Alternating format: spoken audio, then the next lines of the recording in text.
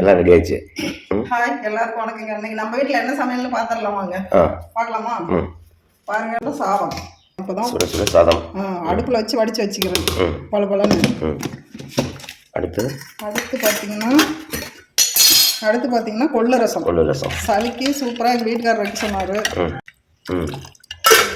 அடுத்து அவரைக்காய் பொரியல். ஊற அவரைக்காய் பொரியல். இதுக்கு தேங்காய் போட்டு வைக்கக்கூடாது, எங்கள் வீட்டுக்காரருக்கு பிடிக்காது. அதனால தேங்காய் பாருங்க.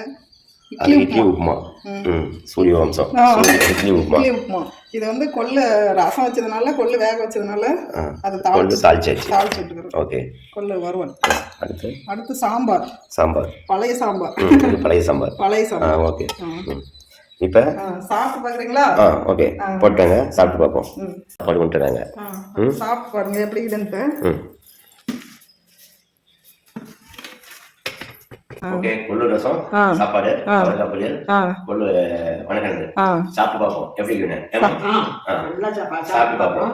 தமிழக மக்களே, நீங்களும் வாருங்கள், எங்க வீட்டு சமையலை சாப்பிட்டு பாருங்கள். நல்ல புத்தாண்டை கொண்டாடுங்கள். புது வருஷம் நல்லாக இருக்க வேண்டும். எல்லாத்துக்கும் வணக்கம். சாப்பிடு. போட்டுக்கலாம். சுகர்.